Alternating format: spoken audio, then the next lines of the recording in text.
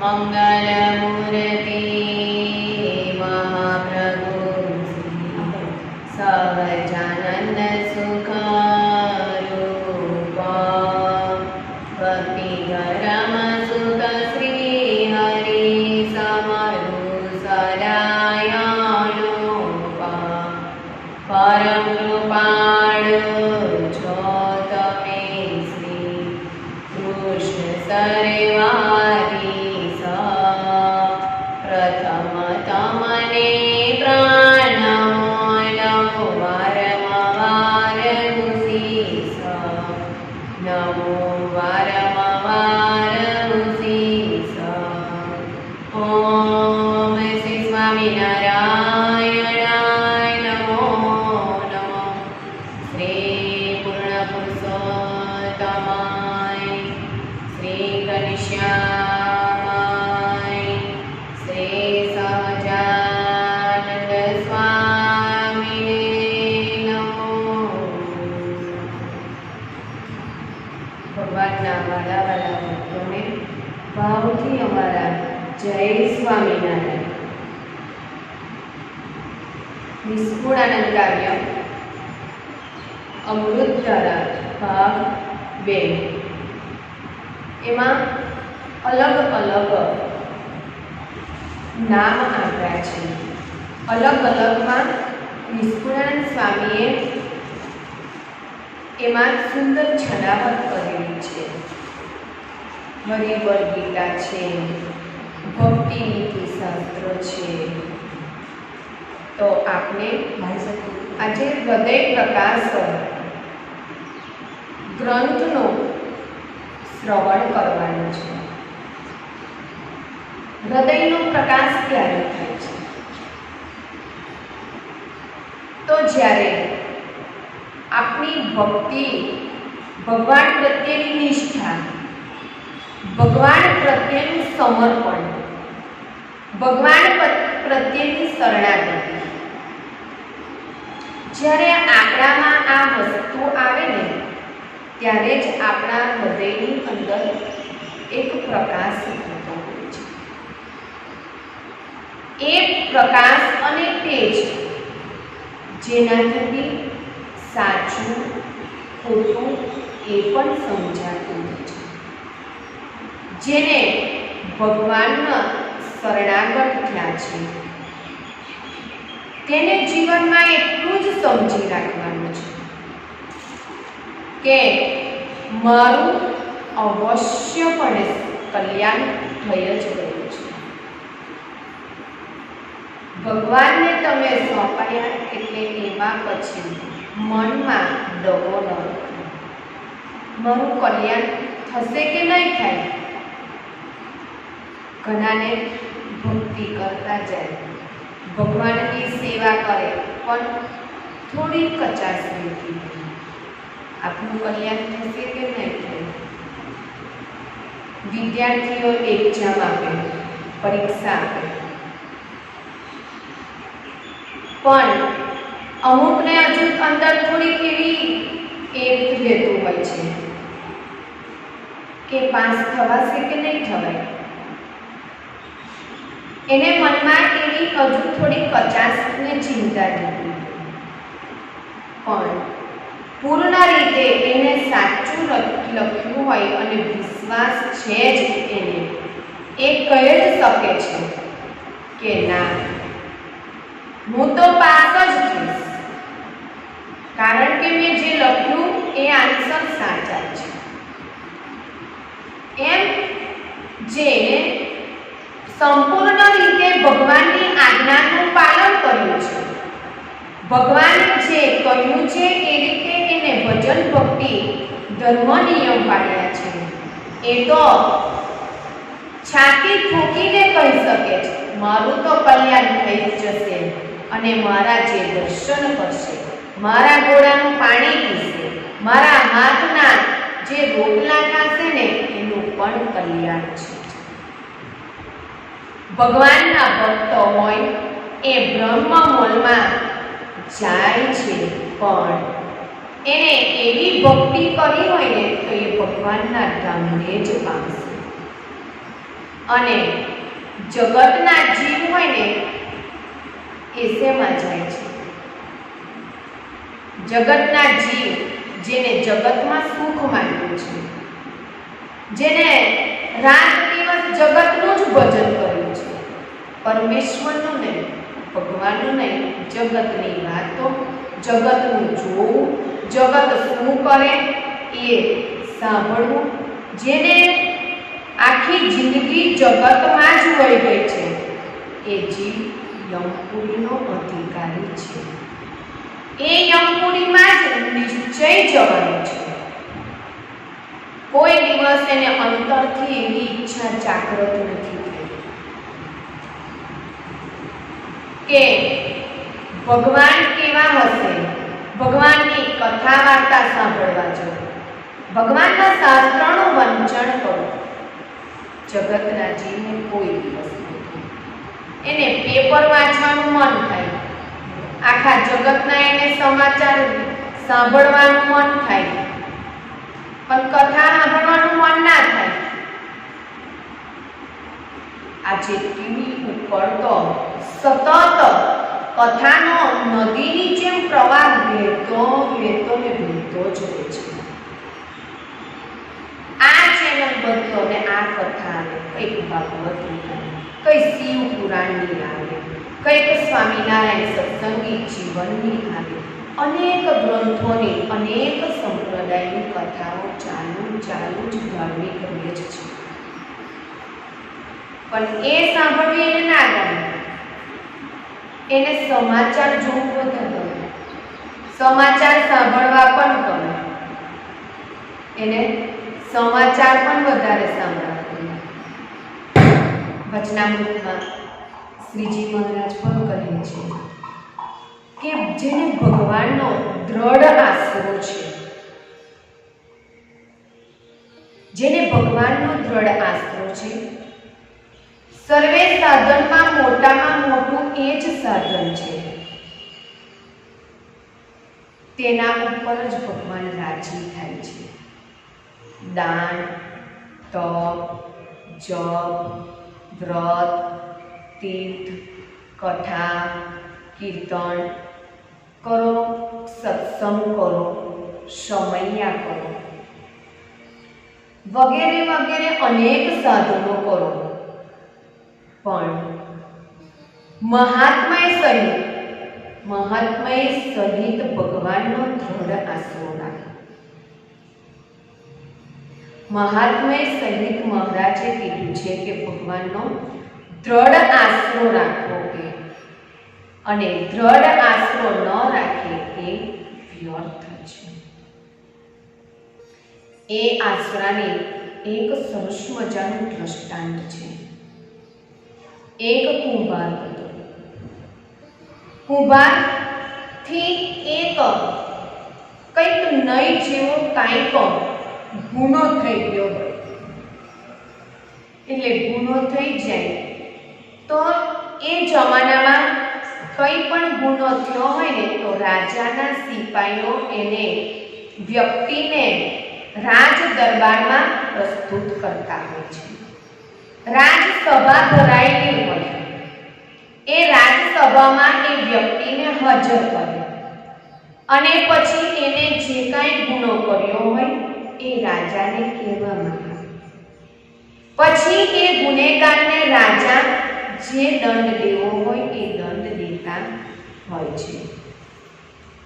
એટલે આને સિપાહીઓ લાગ્યા છે ત્યાં રાજ દરબારમાં લાકડીથી ખૂબ માર મારે છે, ઢોરની જેમ માર મારે છે.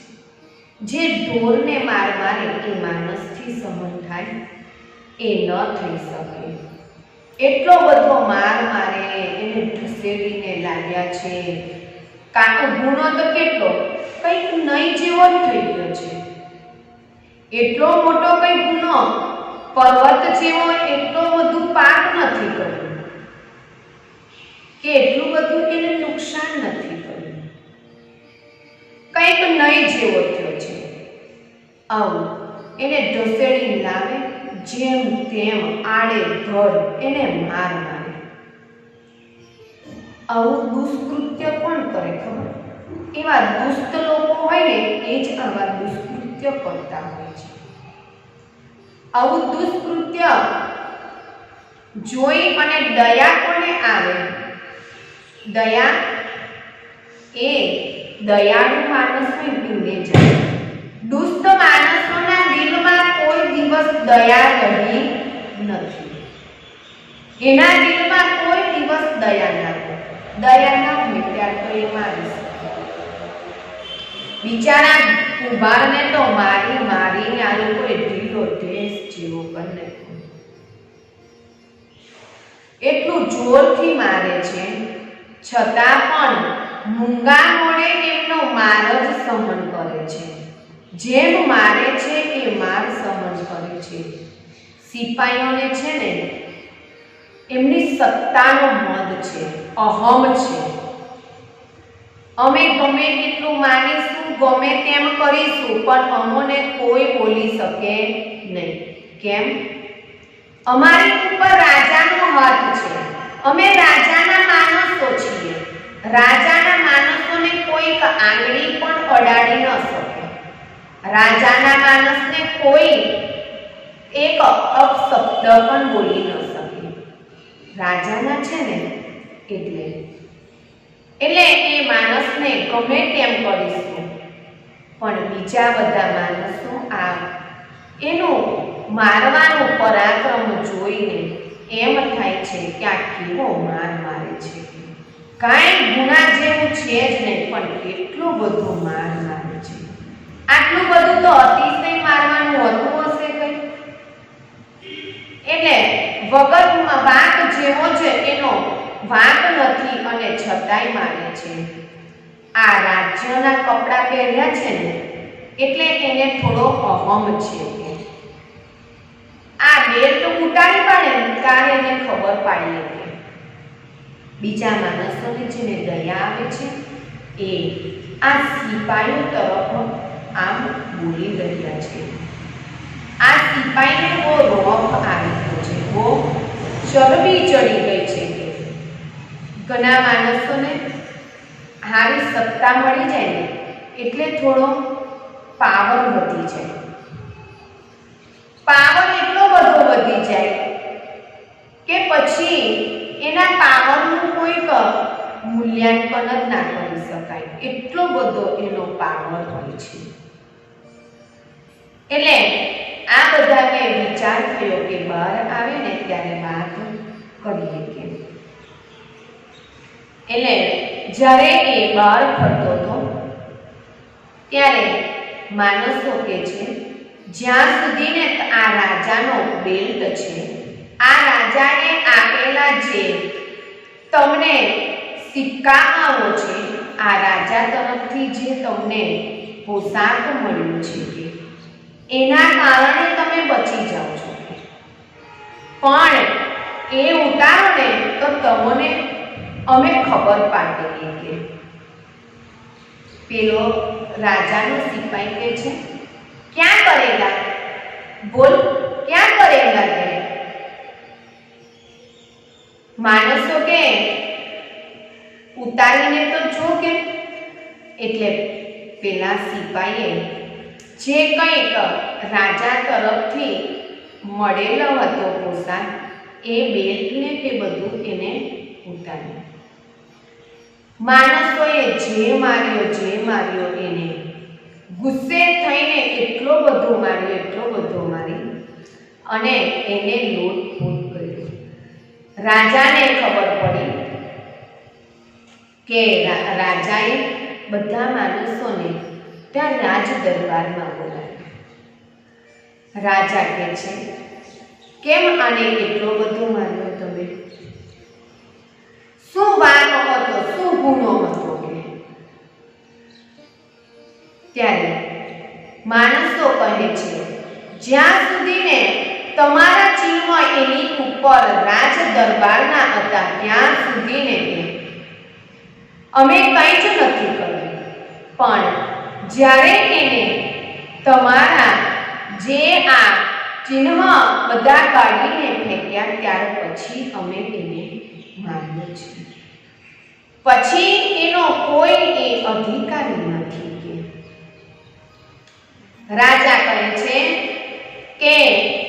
જો જે મારું હતું આપેલું એને ઉતારીને તમે માર્યો છે, એટલે એમાં મારું કંઈ જ નથી કે જ્યાં સુધીને મારી વસ્તુ એને અંગીકાર કરી હતી ત્યાં સુધીને એ મારો માનસ હતો. હવે એ પછી મારો માનસ નથી કે એટલે જે કરો એ તમે એને કરી જ શકો છો. એટલે જ્યાં સુધીને અન્નદાતા આ સિપાઈ ઉપર હાથ તમારો હોય છે ત્યાં સુધીને અમારાથી કંઈ જ ના થાય, પણ તમારો આ સિક્કો અને તમારો હુકમ ન હોય પછી અમે જે માનીએ એ કરી શકીએ છીએ. પણ રાજ્યના માણસો છે તેથી કંઈ ન બોલાય. પછી રાજા તો ગુસ્સે થઈને કહ્યું, બરાબર છે, રાજ્યના સિક્કા શા માટે ફેંકી લો છો? રાજાએ 2-3 તમાચા મારીને રવાના કરી દીધો. નોકરીથી એને રદ કરી નાખ્યો છે, નોકરીમાંથી એને રજા આપી દીધી છે, એને ત્યાંથી કાઢી મૂક્યો છે. જ્યાં સુધીને એને શરણાગતિ રાજાની હતી તો એને માન કેટલું મળતું હતું, માન પાન મળતું હતું. એ જેમ કરે એમ કરી શકતો હતો અને છાતી કાઢીને નિર્ધડક, કોઈની પણ બીક નહીં, કોઈનો પણ ભય નહીં, એ ચાલી શકતો હતો. પણ રાજાની શરણાગતિ મૂકી એટલે એને કોઈએ ગણકાર્યો નથી. જ્યાં સુધીને સ્વામિનારાયણ ભગવાનની શરણાગતિ છે તેના માટે કોઈ વિઘ્ન નથી, એને કોઈ જ કંઈ કરી શકતું નથી, એને કોઈ માણસ કે કોઈ પાપ પણ કરી શકતું નથી. પાપી માણસની થી પણ એ પરમેશ્વરના માણસને અડકી શકાતું નથી. પરમાત્માનું સરનું નથી લેતા તેને યમદૂતો ફટકા મારીને યમપુરીમાં તગેડી મૂકે છે. જે જીવાત્મા પાપી છે, ભગવાનને ભજતો નથી, ભગવાનનું ભજન નથી કરતો, એને તો યમદૂતો આ કેવા ફટકા માર્યા સિપાઈને, એવા ફટકા મારીને એને કેવા ફટકા માર્યા, એવી રીતે યમદૂતો પાપી જીવાત્માને ફટકા મારીને યમપુરીમાં લઈ જાય છે. હો રસિયા ને તો શરણ તિહારી, હો રસિયા ને તો શરણ તિહારી, નહીં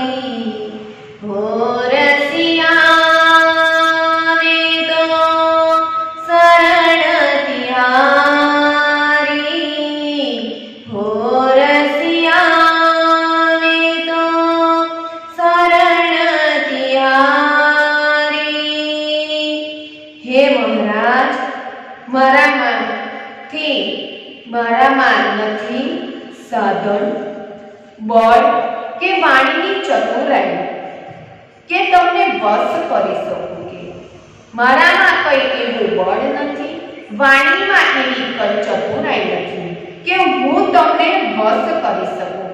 પણ પ્રભુ એક જ શરણાગતિ તારી છે, હું તમારી સામાન્ય દાસી છું.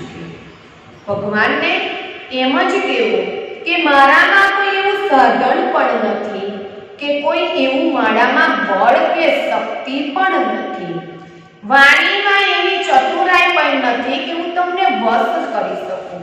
મારી વાણી પણ એવી નથી કે જેથી કરીને તમે મને વશ થઈ શકો કે પણ શરણાગતિ એક તમારી છે કે હું તમને જ ભજું છું, હું તમને જ વરું છું કે હું તમને જ રાત દિવસ ભજું છું કે હું તમારી એક સામાન્ય દાસી છું કે ભગવાનની એક શરણાગતિ રાખવી, ભગવાનની શરણાગતિ હશે, ગમે તેવા દુઃખો આવ્યા હશે તો એ પાર કરશે। જીવનમાં એક ભગવાનની શરણાગતિ હોવી એ જરૂરી છે। શેષ કથાને આપણે આવતીકાલે શ્રવણ કરીશું। સહજાનંદ સ્વામી મહારાજની જય। શ્રી કૃષ્ણ વરદેવ રેવતી માત કી જય।